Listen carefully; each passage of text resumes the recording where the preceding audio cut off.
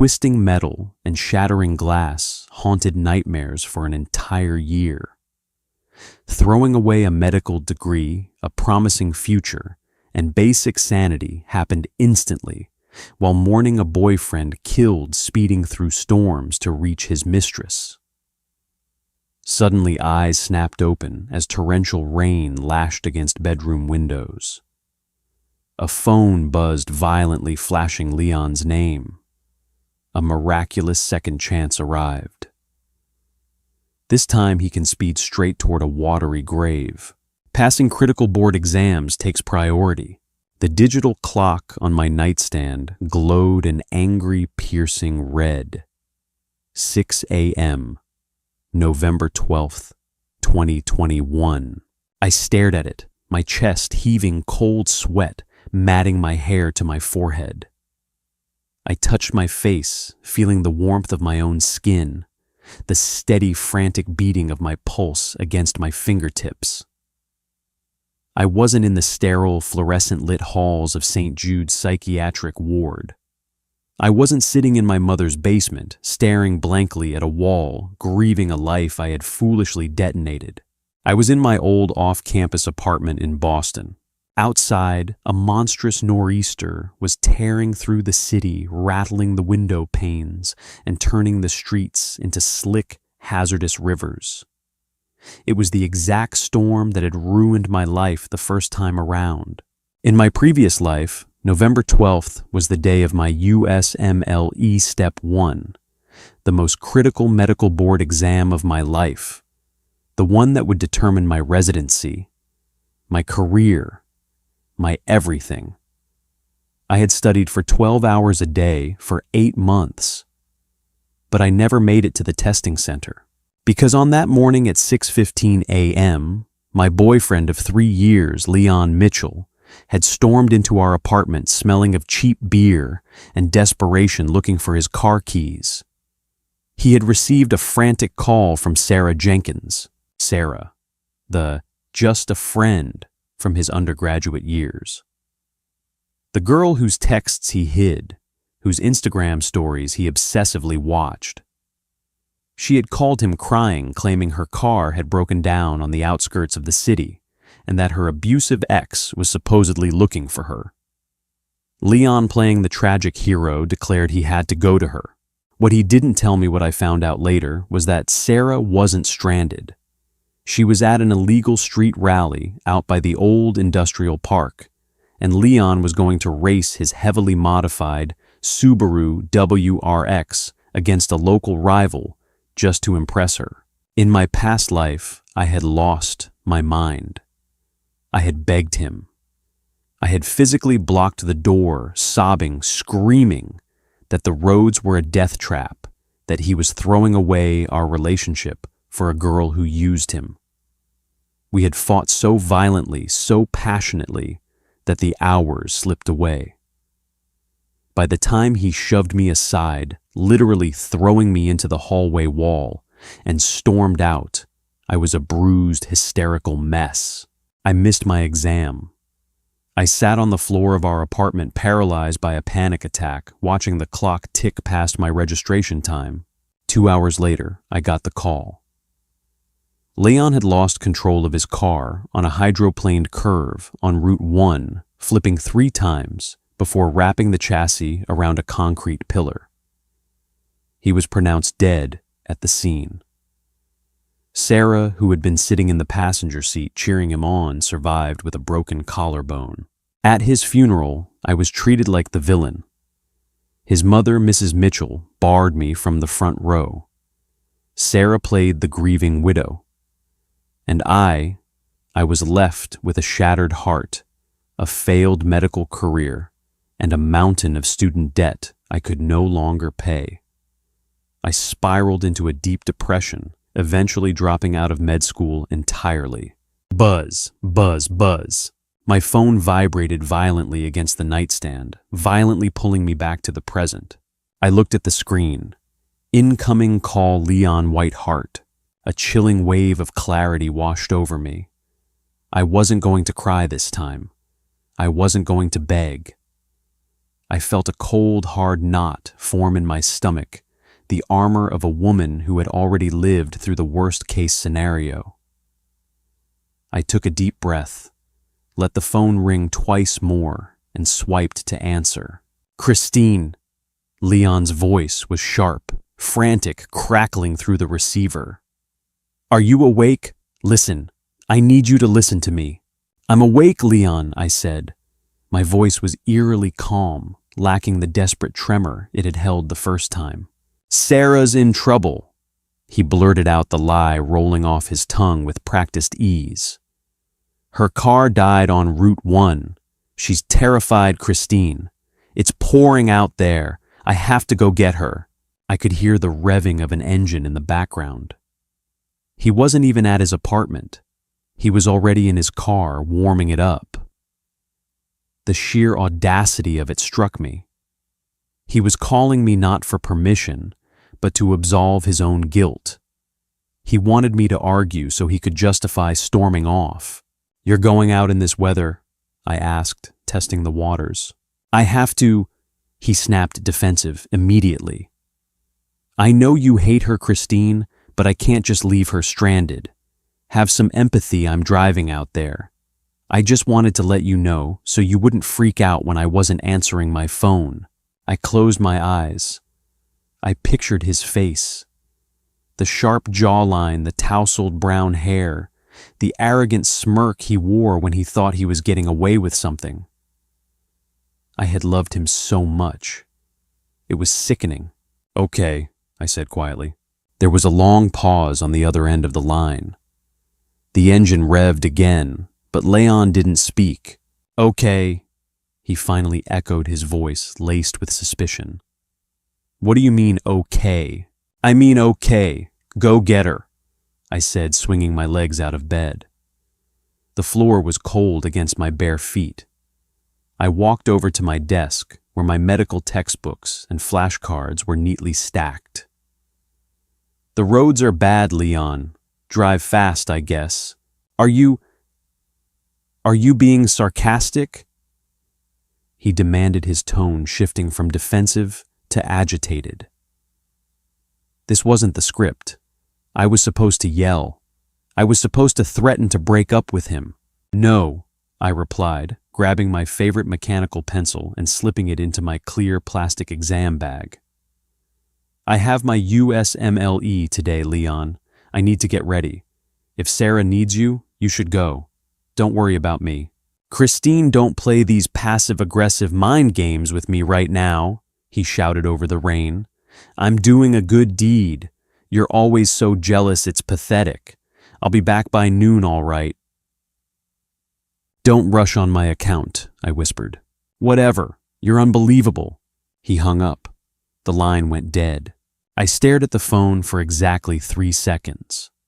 Then I opened my settings, blocked his number, blocked his mother's number, and turned on Do Not Disturb.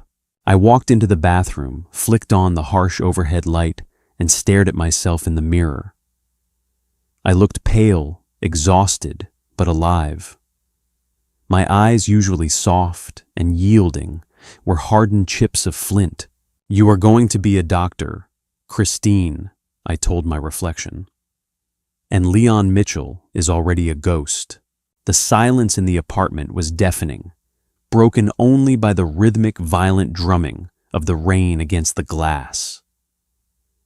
In my past life, this apartment had felt like a cage where I paced like a trapped animal, agonizing over Leon's whereabouts. Today, it felt like a sanctuary. I had exactly 2 hours before I needed to be at the Prometric Testing Center downtown. I went through my morning routine with mechanical precision. I brewed a pot of strong, dark coffee. I ate a piece of toast with peanut butter, forcing it down, even though my stomach was doing backflips. I showered, letting the scalding water wash away the lingering phantom chills of my past trauma. As I dressed in comfortable layered clothing, testing centers are notoriously freezing my mind, drifted to the reality of what was happening on Route 1 right now. Leon wasn't rescuing Sarah. He was meeting her at an abandoned drag strip. Dominic Russo, a mechanic with a chip on his shoulder and a souped-up Mustang, had challenged Leon to a pink-slip-adjacent race. Sarah had orchestrated the whole thing, playing the two men against each other for her own amusement. A part of me, a tiny fading ember of the girl I used to be, wondered if I should call the police. If I should anonymously tip off the highway patrol about a street race, but I hesitated. In my past life, when the police investigated the crash, they pulled Leon's dashcam footage. The footage showed Leon driving at 110 miles per hour in a 55 zone tires, completely bald, ignoring Sarah's half-hearted giggles to slow down. He had chosen to press the pedal.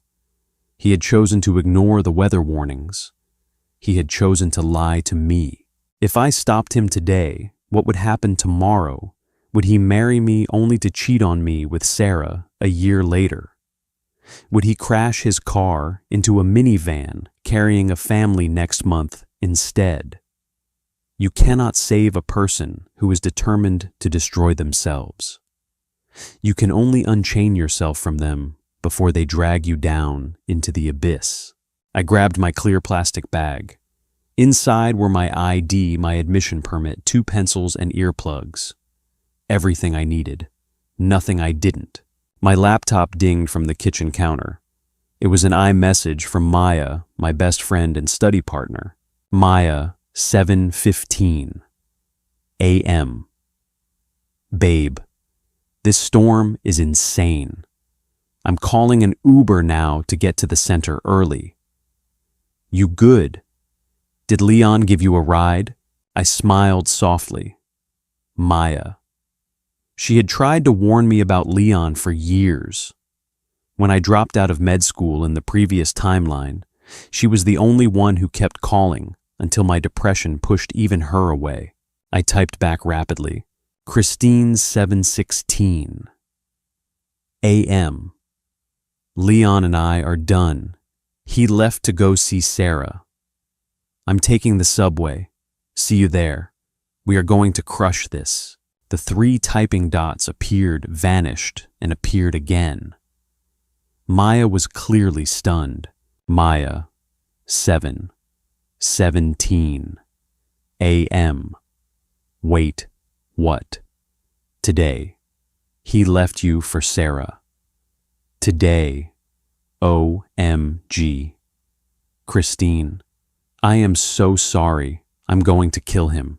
Are you okay? Do you need me to come get you? Christine, 7:18 a.m. I am perfectly fine. Better than fine. Let's focus on the boards. Save the murder for after we're doctors. I closed the laptop, slipped on my heavy raincoat, and walked out the door. I didn't look back at the apartment. I didn't look at the framed photo of Leon and me on the entryway table. The walk to the subway was brutal. The wind whipped the rain sideways, stinging my cheeks like tiny needles. The streets of Boston were nearly deserted, the gray morning light struggling to pierce through the thick, angry clouds. As I sat on the rumbling Green Line train, clutching my bag to my chest, a sudden wave of vertigo hit me. It was the timeline correcting itself. The universe acknowledging the deviation. In another reality, right at this exact minute, I was on my knees in my hallway, screaming Leon's name. I took a deep, shuddering breath and pulled out a stack of worn pharmacology flashcards. Mechanism of action for macrolides inhibits protein synthesis by binding to the 50S ribosomal subunit. Side effects of amiodarone pulmonary fibrosis, hepatotoxicity, thyroid dysfunction. I recited the facts in my head over and over, using the hard, unyielding science to anchor my mind. Medicine made sense. Pathology made sense. Action and reaction. Cause and effect. Leon was an anomaly I had finally excised from my system. When I emerged from the subway station, the Prometric Center loomed ahead, a dull brick building that looked like a fortress I walked through the double doors, shook off my wet umbrella, and saw Maya pacing in the lobby, chewing aggressively on her thumbnail. When she saw me, she sprinted over, wrapping me in a tight hug. "You're freezing," she said, pulling back to examine my face. "Christine, are you seriously okay? You look different." "Different how?" I asked, checking my permit one last time. "I don't know," Maya murmured, her dark eyes scanning me. "Usually when Leon pulls his crap, you look like you're about to shatter. Today you look like you just don't care." "I don't," I said, and it was the truest thing I had ever spoken. He made his choice. I'm making mine. "Are you ready for block 1? Maya blinked clearly, taken aback by my stoicism, but a relieved smile slowly spread across her face. "Hell yes, let's go get those MDs." We joined the security line. Ahead of us, the invigilator, Dr. Harrison, a stern, older man who took his job entirely too seriously, was wanding down students with a metal detector and checking pockets. Pockets inside out. No watches. No jewelry. Dr. Harrison barked, his voice echoing in the sterile hallway. As I stepped up to hand him my ID, a heavy clap of thunder shook the building. The lights flickered momentarily before stabilizing. "Nasty weather out there, Miss Stevens." Dr. Harrison grunted, scrutinizing my driver's license. "Yes, sir," I replied. "Dangerous day to be on the road." He handed my ID back. "Locker 42. Good luck." I locked my phone, my coat, and my worldly ties away. I walked into the testing room, sat down at my assigned cubicle, and put on the noise-canceling headphones. The screen glowed blue. "Begin examination." I clicked the mouse. The exam was a grueling marathon. 7 blocks, 60 minutes each. 280 questions designed to break you mentally, physically, and emotionally. For the first 2 hours, I was completely in the zone. It was as if my brain, unburdened by the crushing anxiety of Leon's fidelity, was operating at a capacity I hadn't felt in years. I recognized disease patterns instantly. A 45-year-old male presents with chorea and dementia. Huntington's disease. CAG repeat. A 30-year-old female with bilateral hilar lymphadenopathy. Sarcoidosis. I was flying through the questions. Every correct answer felt like a brick being laid down to build the foundation of my new life. But halfway through block 4, my concentration broke. Through the thick walls of the testing center, and even through the heavy noise-canceling headphones, I felt a low, rumbling vibration. It wasn't thunder. It was the sound of distant sirens. Lots of them. My hand hovered over the mouse. I glanced at the digital timer on the top right of my screen. 10:45 a.m. My heart gave a sudden painful lurch. 10:45 a.m. In my previous life, the police report stated the crash occurred at approximately 10:38 a.m. By 10:45 a.m., the first responders were arriving on the scene. A cold sweat broke out on the back of my neck. I closed my eyes, and suddenly the sterile testing room faded away. I was back at the morgue. I was looking at Leon's body on the stainless steel table.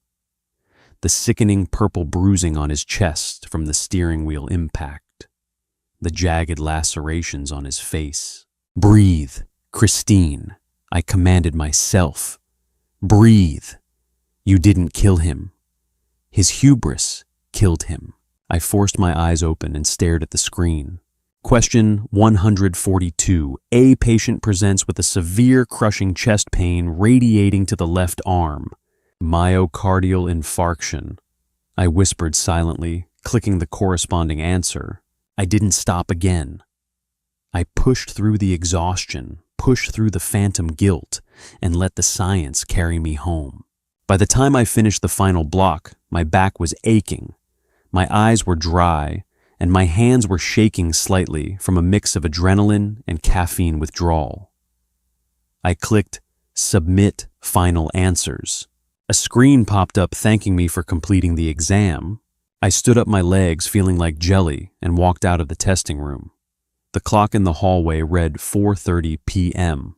The lobby was filled with exhausted medical students, stretching, sighing, and chatting nervously about the test. Maya was waiting by the lockers, looking utterly drained. "I think I bombed the neurology section," she groaned as I approached, leaning her head against locker 43. I couldn't remember the cranial nerves for the life of me. "You did fine, Maya. You always overthink it," I said, my voice hoarse. I turned the key to locker 42 and pulled out my belongings. I slipped my raincoat back on and reached for my phone. I hesitated. For the last 8 hours, I had existed in a vacuum. Schrodinger's tragedy. As long as I didn't turn on my phone, Leon was both dead and alive. If I turned it on, the reality of my rebirth would be cemented in tragedy once more. "You okay?" Maya asked, noticing my hesitation. "Yeah," I said softly. I held the power button down. The Apple logo appeared. The screen lit up. Instantly, the phone froze as a tsunami of notifications flooded the screen. 47 missed calls, 82 unread text messages, 14 voicemails. I ignored the messages from unknown numbers and went straight to the ones that bypassed my block list, mostly from mutual friends from our college days. Brad, 11:15 a.m. Christine, answer your phone. There's been an accident. Brad, 11:30 a.m. Christine, please call me. Leon's mom is hysterical. Where are you, Jessica? 12:05 p.m. Christine, I'm so sorry. Please tell me you're at the hospital. My thumb hovered over a message from Leon's mother, Mrs. Mitchell, which had come through via a desperate Facebook Messenger DM. Mrs. Mitchell, 1 p.m. Christine Stevens. Where are you? My son is in surgery, and you aren't here. How could you let him leave the house in that storm? How could you not stop him? You are a selfish, horrible girl. Come to Mass General. Immediately. I let out a harsh, bitter laugh that echoed in the quiet lobby. Maya jumped, looking at me with wide eyes. "Christine," she asked hesitantly. In my past life, Mrs. Mitchell's words would have destroyed me. I would have believed her. I would have taken the blame onto my own shoulders and let it crush me into dust. But this time I felt nothing but a cool, detached pity. "What is it?" Maya asked, moving closer to look at my screen. "Leon," I said simply. "He crashed his car." Maya gasped, clapping a hand over her mouth. "Oh my God, is he okay?" "I don't know," I said. "He's in surgery." I opened a news app on my phone and typed in Route 1 Accident Boston. The top article popped up, immediately published just an hour ago by a local news station. Breaking. Devastating multi-vehicle crash. On Route 1 leaves 1 dead. 2 critically injured. Dead. My breath hitched. The timeline had shifted. I tapped the article and began to read, my eyes flying over the text. At approximately 10:40 a.m., a fatal accident occurred on Route 1 southbound. Witnesses report a modified Subaru WRX and a black Ford Mustang were driving at excessive speeds, engaging in what appeared to be a street race despite severe weather conditions. The Subaru lost control, crossing the median and colliding head-on with a commercial delivery van. The driver of the Subaru, identified as 24-year-old Leon Mitchell, was extricated with the jaws of life and airlifted to Massachusetts General Hospital in critical condition. If Leon was in critical condition, who was dead? I scrolled down. The passenger of the Subaru, a 23-year-old female, was pronounced dead at the scene. Authorities have not yet released her name, pending family notification. The phone slipped from my numb fingers, clattering loudly against the linoleum floor. Sarah was dead. In the previous timeline, Leon had died, and Sarah had survived. Because I had delayed Leon by 2 hours, they had raced later in the morning. Today, because I let him walk out the door the second he wanted to, they hit the road at the exact wrong time. They hit the commercial van. Christine, Maya, cried out, picking up my phone and reading the screen.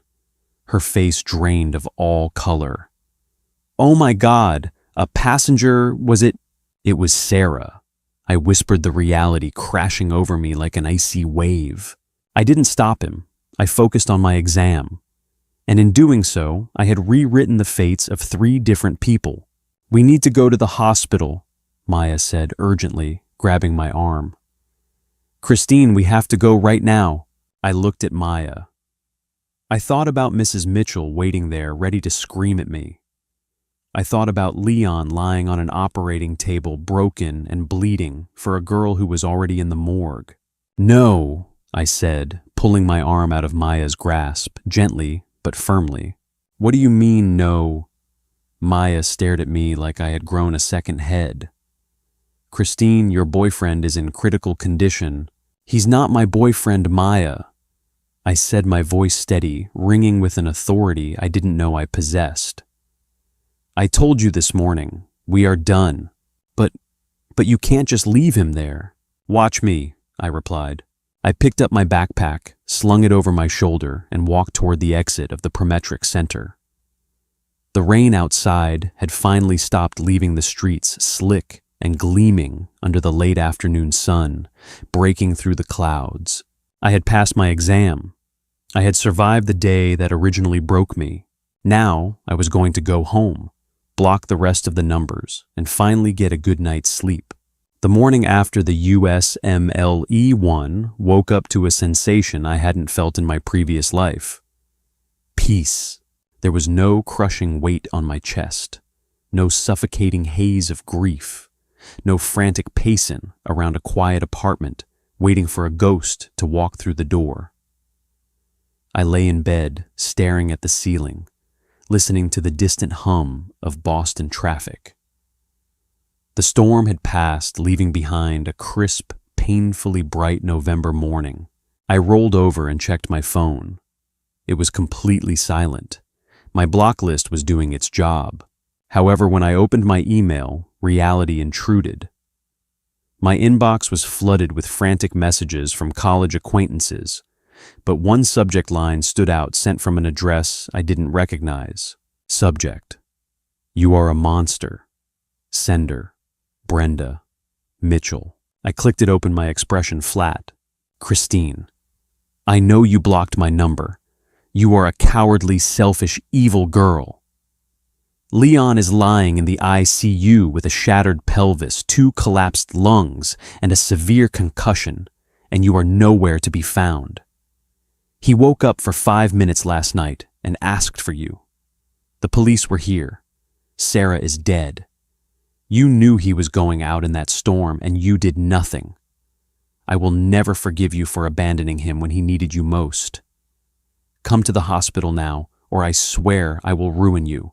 I read the email twice. The clinical detachment I had cultivated over the last 24 hours held strong. Shattered pelvis, bilateral pneumothorax, concussion. In my past life, the coroner's report had detailed a severed brainstem, instant death. Leon had survived this time, but his body was broken. And Brenda, true to form, was desperately searching for a scapegoat. I didn't reply. I forwarded the email to a newly created folder labeled Legal Protection, closed my laptop, and went to make coffee. At 10 a.m., a harsh, aggressive pounding on my front door rattled the apartment. I set down my mug, walked to the peephole, and looked out. It wasn't Brenda. It was worse. It was Brad, Leon's fraternity brother, an eternal hype man, standing in the hallway looking flushed and furious. I unlatched the deadbolt and opened the door, just a crack keeping the chain engaged. "What do you want, Brad?" I asked, my voice devoid of emotion. "Are you kidding me, Christine?" Brad yelled, trying to push the door open only to be stopped by the heavy steel chain. "Let me in. Leon's mom is having a total breakdown at Mass General. Sarah is dead, and you're just sitting here. What is wrong with you?" "What's wrong with me is that I am exhausted from taking an 8-hour medical board exam," I replied smoothly. "And Leon is no longer my problem." Brad stared at me, his jaw actually dropping. "No longer your problem. He's your boyfriend. He almost died yesterday." "He's my ex-boyfriend," I corrected. "We broke up yesterday morning, before he decided to go play street racer on Route 1. Brad flinched. The bravado faltered in his eyes for a fraction of a second. "He wasn't racing. He was rescuing Sarah." "Brad, don't play dumb with me," I said, my tone sharpening into a blade. "I know about Dominic Russo. I know about the pink slip challenge at the industrial park. I know that Sarah set the whole thing up to feed her own ego. And I know Leon drove like a reckless idiot, killed a girl, and destroyed a commercial delivery van in the process." The silence in the hallway was absolute. Brad swallowed hard, his face turning a sickly shade of gray. He knew. Of course he knew. The whole friend group had been covering for Leon's obsession with Sarah for years. How do you know about Dominic?" Brad stammered. "Because I'm not the naive, pathetic girl you all thought I was," I said softly. "Tell Brenda to stop emailing me. If she harasses me again, I will file for a restraining order. And tell Leon he should get a very, very good lawyer." I shut the door in Brad's face and slid the deadbolt home. As I leaned against the heavy wood, a cold smile touched my lips.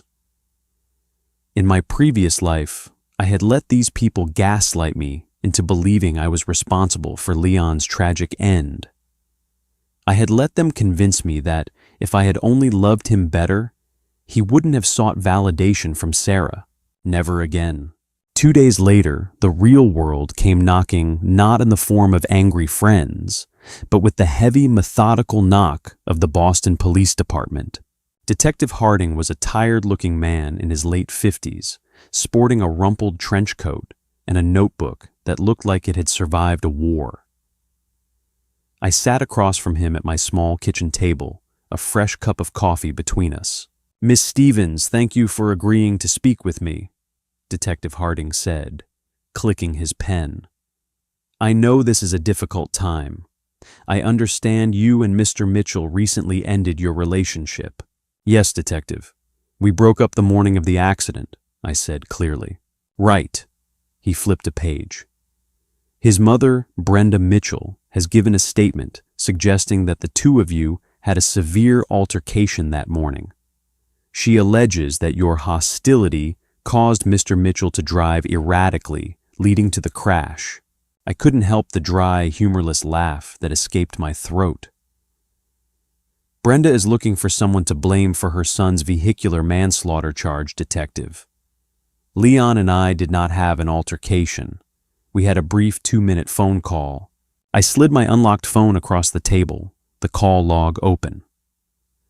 "As you can see, he called me at 6:15 a.m. The call lasted 1 minute and 42 seconds. I was studying for my USMLE Step 1 exam, which I took at the Prometric Center downtown from 8 a.m. to 4:30 p.m. I have the time-stamped admission slip if you'd like it." Harding looked at the phone, then back at me, his eyes narrowing slightly in assessment. He was used to weeping girlfriends, hysterical denial, or defensive anger. He didn't know what to do with clinical documented detachment. "Can you tell me the nature of that phone call?" he asked. "He told me Sarah Jenkins's car had broken down and he was going to pick her up," I stated. I told him the roads were dangerous and to drive safely. I also told him I had my boards and couldn't be distracted. He hung up and I went to my exam. That was the extent of it. He didn't mention Dominic Russo. Harding asked, dropping the name like a test. I didn't blink. Leon told me he was rescuing Sarah. But detective, if you look at the dash cam footage from Leon's Subaru, assuming it survived the crash, I think you'll find he wasn't acting like a good Samaritan. You'll find he was driving over 100 miles an hour on bald tires. Harding paused, his pen hovering over the paper. How do you know about the bald tires, Miss Stevens? Because I told him to replace them 3 weeks ago, and he spent the money on a new exhaust system instead, I replied. Facts. Only facts. Harding sighed, closing his notebook. You're a very pragmatic young woman, Miss Stevens. Most people in your position would be in pieces right now. A girl is dead. A girl is dead because of a choice, I corrected him gently. Sarah chose to get in a car with a man she knew was driving recklessly to impress her. Leon chose to push his car beyond its physical limits in a nor'easter. My heart goes out to Sarah's family, but I refuse to take ownership of a tragedy I had no part in. Harding studied me for a long moment before nodding slowly. The Jenkins family has officially filed a wrongful death lawsuit against Mr. Mitchell, and the district attorney is moving forward with charges of reckless driving resulting in death. If what you're saying aligns with the telematics data we pulled from the car, Mr. Mitchell is looking at a significant prison sentence. Then I suggest he focuses on his physical therapy, I said calmly. He's going to need his strength. When Detective Harding left, I walked to the window and looked out at the bustling street below. The narrative had shifted entirely. In the past timeline, Leon died a tragic hero, a victim of the weather, mourned by his mother and his best friend, Sarah. In this timeline, the harsh light of survival had burned away the romance. Leon wasn't a hero. He was a criminal. 6 weeks passed. The seasons turned, swapping the bitter, rainy November for a freezing, snow-covered January. My life had settled into a rigorous, beautiful rhythm. I had received my USMLE step, 1 score 258. I was in the 90th percentile. The medical world was my oyster, and my clinical rotations at Boston Medical Center were going flawlessly. Maya and I were celebrating at a small, dimly lit pub near the hospital, clinking our glasses of cheap draft beer. To Dr. Stevens and Dr. Patel. Maya cheered, her eyes shining. We survived the hardest exam of our lives, and we didn't even have to sell our souls. Just a few 100 hours of sleep, I replied, smiling as I took a sip. As I set my glass down, my phone buzzed with an incoming text from an unknown number. Unknown. I'm outside your apartment building. Please, Christine, I just need to see you once. They're transferring me to a rehabilitation facility tomorrow before the trial. Please. I stared at the screen. The chill of the Boston winter seemed to seep through the walls of the pub. What is it? Maya asked instantly, recognizing the shift in my demeanor. It's Leon, I said quietly. Are you kidding me? Maya bristled, slamming her glass down. He has the audacity to show up at your apartment after everything Christine called the cops. The DA told him not to contact witnesses. I'm not a witness to the crash, I replied, standing up and pulling my scarf around my neck. And I'm not going to call the cops. I need to finish this, once and for all. I'm coming with you, Maya insisted, already grabbing her coat. No, I said, firmly placing a hand on her shoulder. This is my ghost, Maya. I have to exorcise him myself. The Uber ride back to my apartment felt agonizingly slow. The snow was falling in thick, heavy flakes, coating the city in a pristine white blanket that hid the grime underneath. When the car pulled up to my building, I saw him. Leon was sitting in a specialized heavy-duty wheelchair under the awning of my apartment complex. He was bundled in a thick coat, but he looked incredibly frail. The arrogant, vibrant street racer I had lived with was gone. His face was gaunt, his cheekbones sharp, and a jagged, angry red scar sliced through his left eyebrow down to his cheek. His right leg was extended straight out, wrapped in a rigid brace. As I approached, his head snapped up. His eyes sunken and shadowed, filled with a desperate, pathetic light. "Christine?"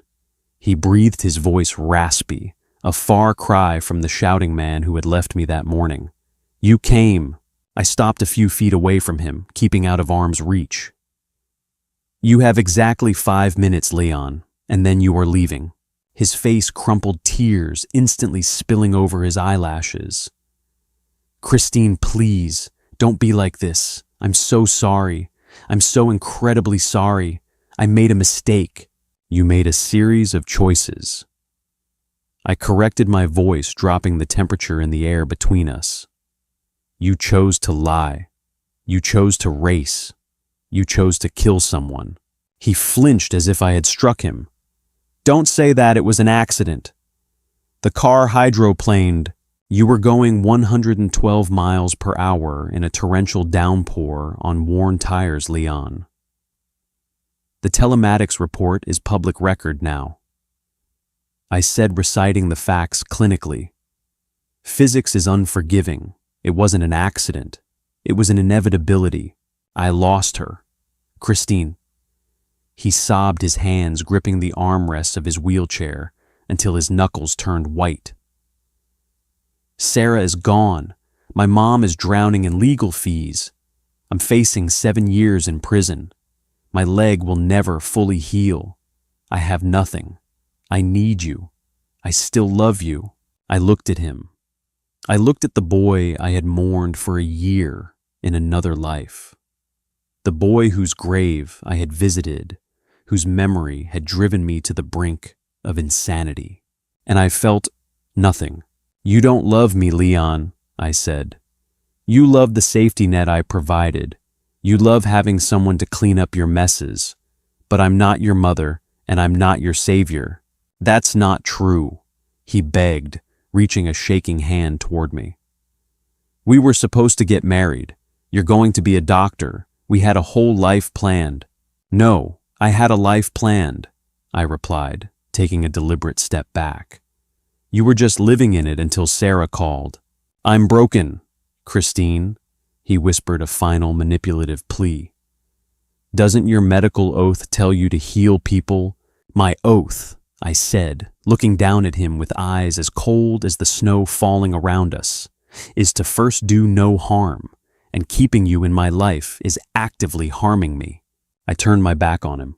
"Christine, Christine, wait, please," he wailed, his voice cracking, echoing pitifully down the empty, snow-covered street.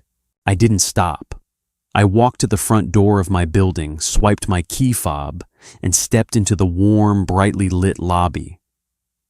The heavy glass door clicked shut behind me, sealing out the cold, sealing out the apologies, and sealing out the past.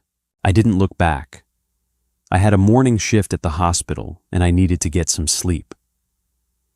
The courtroom of the Suffolk County Superior Court was stifling, smelling of old wood floor wax and the palpable desperation of ruined lives. It was late September, almost a year since the crash that had rewritten my destiny. I sat on the stiff wooden bench in the gallery, my posture perfect, wearing a tailored navy blazer and a pair of discreet pearl earrings. I wasn't there as a defendant. The Jenkins family's wrongful death civil suit and the Commonwealth of Massachusetts criminal charges had been consolidated into a media circus, and the district attorney had subpoenaed me as a character witness for the prosecution. Across the aisle sat Brenda Mitchell. She had aged 10 years in 10 months. Her previously perfectly dyed blonde hair was showing heavy gray roots, and the designer bags she used to flaunt were replaced by a scuffed leather tote. Beside her, at the defense table, sat Leon. He was out of the wheelchair, but walked with a heavy, permanent limp, leaning on a cane. He wore an ill-fitting suit that hung off his gaunt frame. Whenever he turned to look at me, his eyes were a hollow, pleading mess. I offered him nothing. Not a scowl, not a smile. Just the blank clinical gaze I reserved for chart reviews. The trial had been a grueling dissection of Leon's character. The prosecution had laid out the telematics data, the bald tires, the excessive speed. But Leon's defense attorney, a slick, high-priced shark named Alfred Caldwell, was trying to pull a Hail Mary. His strategy diminished capacity due to emotional distress. Caldwell was trying to argue that my cold, abusive, and controlling behavior had driven Leon to a mental break, making him incapable of rational decision-making that morning. The defense calls Christine Stevens to the stand. Caldwell announced his voice echoing in the cavernous room. I stood up, smoothed my skirt, and walked past the wooden gates. I placed my hand on the Bible, swore to tell the whole truth, and took my seat. Caldwell approached the podium, adjusting his glasses. Miss Stevens, you have painted a very serene picture to the police about the morning of November 12th. But let's be honest. You were furious, weren't you? Your boyfriend of 3 years was leaving you to rescue another woman. I wasn't furious, Mr. Caldwell. I replied, my voice projecting clearly to the jury. I was focused. I had the USMLE Step 1 exam in less than 2 hours. My priority was my medical career. Oh, come now, Caldwell scoffed, pacing in front of the jury box. A woman deeply in love sees her partner rushing out into a deadly storm for another woman, and she just goes to take a test. Isn't it true, Miss Stevens, that you threatened him? That you told him if he left his life would be over? No, I said simply. I told him to drive safely, and then I blocked his number so I wouldn't be disturbed during my 8-hour exam. Brenda let out a loud theatrical sob from the gallery. Judge Harrison banged his gavel. Order in the gallery, or you will be removed, Mrs. Mitchell. Caldwell leaned in, trying to intimidate me. You blocked his number. You iced him out. You knew he was emotionally fragile, and you pushed him over the edge. You are the reason he was driving like a madman. Objection! The prosecuting attorney, ADA, Reynolds shouted, leaping to her feet. Badgering the witness, sustained. Mr. Caldwell, rein it in, the judge warned. Miss Stevens! Caldwell said, his face red. Leon loved you. He was confused, yes, but he was driven by panic because you abandoned him emotionally. I looked at Caldwell, then shifted my gaze to Leon, who was staring at his hands. Then I looked at the jury. Mr. Caldwell, Leon didn't crash his car because he was heartbroken over me. I stated, my voice ringing with absolute certainty. He crashed his car because he was racing Dominic Russo, and he wasn't doing it out of panic. He was doing it for a prize. A murmur rippled through the courtroom. Caldwell froze. What are you talking about? There is no evidence of a prize. Ada Reynolds stood up. Your Honor, the prosecution requests permission to introduce Exhibit 42B, a series of recovered, decrypted text messages from the deceased's phone obtained just 48 hours ago from a secondary iCloud backup. The judge nodded. Proceed. Reynolds walked to the projector, plugging in her tablet. On the massive screen above the witness stand, a text thread appeared. It was between Sarah Jenkins and Dominic Russo. The timestamps were from the night before the crash. Sarah, 10:14 p.m. I've got him hooked. I told him my ex is stalking me and my car is acting up. Dominic, 10:18 p.m. You sure he's going to show up at the strip tomorrow? The weather is supposed to be garbage. Sarah, 10:20 p.m. Leon is a total simp for me. He'll show. I'll get in the passenger seat and hype him up. He can't resist showing off. Dominic, 10:25 p.m. Good. When he loses, I get the pink slip to that WRX. I'll flip it for parts. You still want your 30% cut. Sarah, 10:28 p.m. Make it 40% and you've got a deal. I've been stringing this loser along for years. It's time I got paid for my acting skills. L. M. A. O. The courtroom erupted. Gasps echoed from the jury box. I looked at Leon. His face was completely ashen, his eyes wide with a horror so profound it seemed to hollow him out from the inside.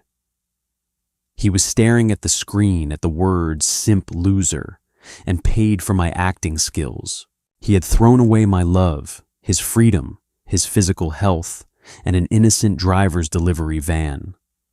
All for a girl who was literally pimping out his car to a chop shop mechanic for a 40% cut. Brenda Mitchell collapsed against the wooden bench, her face buried in her hands, realizing that the martyr she had built Sarah up to be was actually the architect of her son's destruction. "No further questions for this witness," Caldwell whispered, looking utterly defeated. I stood up, stepped down from the witness box, and walked down the center aisle. I didn't look at Leon. I didn't need to. The universe had just delivered the final crushing blow. He was entirely irreparably broken, and I was free. The verdict came down 3 days later, guilty on all charges. Leon Mitchell was sentenced to 8 to 12 years at the Souza Baranowski Correctional Center, a maximum security facility that offered no comforts and no mercy.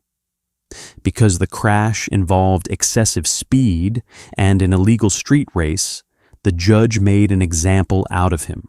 The Jenkins family lost their wrongful death suit against Leon once Sarah's text messages were made public, revealing she was a co-conspirator in the illegal race.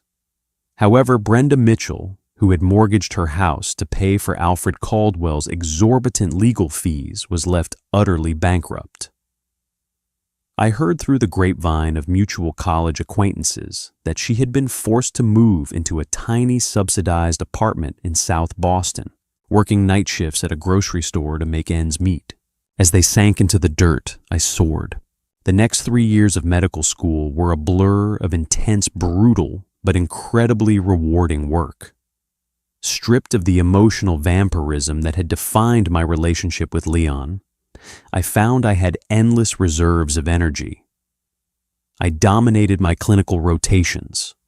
I published 2 peer-reviewed papers on vascular trauma management. When USMLE Step 2, CK rolled around, I scored a 265. Then came match day, the day that defines a medical student's entire future. Maya and I stood in the crowded auditorium of our university, clutching the white envelopes that contained our destinies. The air was thick with nervous sweat tears and anticipation. "On 3, Maya whispered, her hands shaking so badly the envelope rattled. 1 and 2, 3. I tore the top off the envelope and pulled out the crisp, heavy cardstock. "Congratulations, Dr. Christine Stevens. You have matched into the general surgery residency program at Brigham and Women's Hospital / Harvard Medical School." I stared at the paper, a slow, radiant smile spreading across my face. Brigham and Women's. One of the most elite surgical training programs in the world. I had done it. I had pulled myself out of the wreckage of my past timeline and built an empire out of my own ambition. Maya screamed, throwing her arms around my neck. "Stanford, I got pediatrics at Stanford. Christine, we did it. We actually did it." That night we celebrated at a high-end rooftop restaurant overlooking the Boston skyline. I wore a stunning emerald green silk dress holding a glass of vintage champagne. I looked out over the city lights, thinking about the girl I used to be. The girl who had sat on the floor of a dingy apartment, paralyzed by a panic attack, throwing away her future because a boy couldn't keep his eyes on the road. I took a sip of the champagne. It tasted like victory. My residency began 2 months later, and it was a baptism by fire. 80-hour work weeks, chaotic trauma bays, and the crushing weight of human lives in my hands. But I thrived. I developed a reputation as the ice queen of the ER, unflappable, clinically brilliant, and entirely immune to panic. Dr. Thomas Aris, the chief of trauma surgery, took me under his wing. He was a demanding, brilliant surgeon who didn't tolerate fools, but he recognized my absolute dedication. "You have a gift, Dr. Stevens," Dr. Aris told me one night after we successfully rebuilt a shattered femur in a complex 6-hour surgery.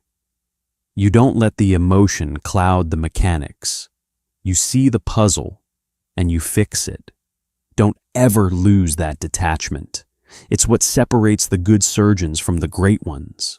"I won't, Dr. Aris," I replied, stripping off my bloody surgical gloves. I learned a long time ago that emotions are a liability when lives are on the line. Years passed. The memories of Leon Serra and the storm faded into the background, becoming nothing more than a dark cautionary tale I occasionally recalled when treating victims of drunk driving or reckless speeding. I was promoted to chief resident in my final year. I bought a beautiful condo in the Back Bay area. I dated occasionally successful driven men who respected my ambition and never asked me to shrink myself for their egos. I was living a life that the old Christine could never have even hallucinated until the past came crashing into my trauma bay one final time. It was a blistering Tuesday night in July. I was in my 5th year acting as the attending on duty for the ER trauma bay at Brigham and Women's. The radio cracked to life the paramedic's voice, urgent and clipped. "Brigham Base, this is Medevac 4. We are 3 minutes out, coming in hot with a priority 1 trauma. 31-year-old male, multiple stab wounds to the abdomen and chest. Altered mental status hypotensive. BP is 70/40. Patient is an inmate transport from Souza Baranovsky Correctional. Copy that, Medevac 4. I replied into the mic, my voice steady. I turned to my team, 2 junior residents, 4 trauma nurses, and an anesthesiologist. "All right, people, listen up. We have a penetrating trauma, likely hemorrhagic shock. I want a massive transfusion protocol activated immediately. O-negative blood in the room now. Let's prep for a potential resuscitative thoracotomy. Move." The trauma bay erupted into synchronized chaos. I stood at the head of the bedgown and gloves on my mind, rapidly calculating the surgical approach. The double doors smashed open. The paramedics rushed in, pushing a gurney covered in blood-soaked sheets. 2 armed correctional officers ran alongside them, their faces grim. "He took 3 shanks to the gut in the yard," the lead paramedic shouted over the din, transferring the patient to our trauma bed. "Lost a massive amount of blood on the flight. He's tachycardic at 140. On my count transfer, 1, 2, 3. We heaved the patient onto the hospital bed. I grabbed the trauma shears and rapidly cut away his blood-soaked prison uniform. Airway is intact, but breathing is shallow. Let's intubate." I ordered, moving to secure his airway. As I leaned over his face, the bright surgical lights illuminated his features. Dirt, blood, and sweat matted his hair. A deep, jagged scar ran through his left eyebrow. His face was hollow-aged, far beyond his 31 years, marked by the deep, violent lines of prison life. My hand stopped for a fraction of a millisecond. It was Leon, his eyes hazy with shock, and blood loss fluttered open. He looked up at the ceiling. Then his gaze drifted and locked onto my face. Behind my surgical mask, my expression was entirely unreadable. But he recognized my eyes. He recognized the emerald green scrub cap. Cluh! He choked out a bubble of blood forming on his lips. Christine, push 20 of etomidate and 100 of succinylcholine, he's crashing. I barked to the anesthesiologist, ignoring his whisper entirely. I need an ultrasound checking for pericardial effusion. Now, I didn't freeze. I didn't panic.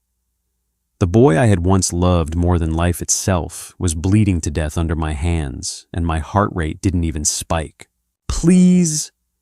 Leon gasped, his blood-stained hand twitching, trying to reach for my sterile gown. Hold his arms down, I commanded one of the nurses coldly. Patient is combative. The medications hit his system. His eyes rolled back, and he went completely slack. I quickly and efficiently slid the endotracheal tube down his throat, securing his airway. Tube is in. Hook him up to the vent. I ordered, stepping back and grabbing the portable ultrasound wand. I slapped gel on his bloody chest and scanned his heart and abdomen. Massive free fluid in Morrison's pouch. He's got a lacerated liver and likely a perforated bowel.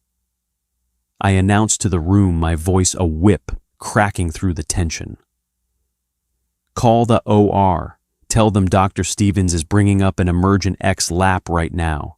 Pack his abdomen. Let's move. We sprinted through the hallways, pushing Leon's gurney toward the surgical elevators. The correctional officers jogged behind us. For 4 hours, I stood in the operating room, up to my wrists in Leon Mitchell's blood. I clamped his arteries. I resected 2 feet of necrotic intestine. I packed his liver with surgical sponges to stop the hemorrhaging. I worked with the mechanical, ruthless efficiency of a machine. I didn't think about his laugh. I didn't think about our first date. I didn't think about the night he left me. I thought only about vascular integrity and hemostasis. When I finally stepped back and let the junior resident close the fascia, I was exhausted, but the patient was stable. Good, save Dr. Stevens, the anesthesiologist said, checking the monitors. He was circling the drain. Just another Tuesday, I replied flatly. I stripped off my bloody gown, threw it in the biohazard bin, and scrubbed my hands. The next morning, I did my rounds in the surgical intensive care unit. Leon was handcuffed to the bed rails, a ventilator tube still down his throat, surrounded by monitors beeping rhythmically. A correctional officer sat in a chair by the door reading a magazine. I walked into the room holding his chart. I checked his vitals, adjusted his IV fluids, and examined the surgical dressing on his abdomen. Leon was awake. The sedation had worn off enough for him to be conscious. He couldn't speak because of the tube, but his eyes followed my every movement. They were filled with a profound, crushing mixture of awe, shame, and agony. He was looking at me, really looking at me. He saw the crisp white coat. He saw the chief of surgery badge gleaming on my lapel. He saw the respect the nurses gave me when I walked into the room. He realized in that moment the absolute magnitude of what he had thrown away. He had traded a woman who held the power of life and death in her hands for a girl who had sold him out for a few $100s. He was a convicted felon, broken, scarred, chained to a bed. And I was a god in my domain. I finished writing my notes on his chart. I closed the metal binder with a sharp snap. I looked down at him. Our eyes met for the final time. I didn't offer him a smile. I didn't offer him a sneer of triumph. I offered him the worst thing of all, complete, utter indifference. Vitals are stable. Keep him on the broad-spectrum antibiotics, and we'll attempt to extubate tomorrow. I said to the attending ICU nurse, speaking as if Leon were merely a piece of furniture in the room. Have the prison medical ward coordinate transfer once he's breathing on his own. Yes, Dr. Stevens, the nurse replied. I turned on my heel and walked out of the room. I didn't look back. The heavy door swung shut behind me, sealing Leon Mitchell into his prison and leaving me entirely in the light. I pulled my phone from my pocket. It was a beautiful sunny morning in Boston. I had a coffee date with Maya in 20 minutes and an incredible life waiting for me. I smiled, took a deep breath of the sterile hospital air, and walked forward. Wow, talk about the ultimate karma. Christine didn't just survive her toxic relationship, she completely leveled up, leaving Leon literally handcuffed to the bed of his own terrible choices. From a sobbing girl in a hallway to a chief surgeon saving the very man who broke her, that is the definition of a savage rebirth. What did you think of that insane twist with Sarah's text messages? Did Leon get what he deserved? Drop a comment below with your thoughts. If this story gave you chills, smash that like button, share this video, and subscribe for more epic real-life drama stories. See you in the next one.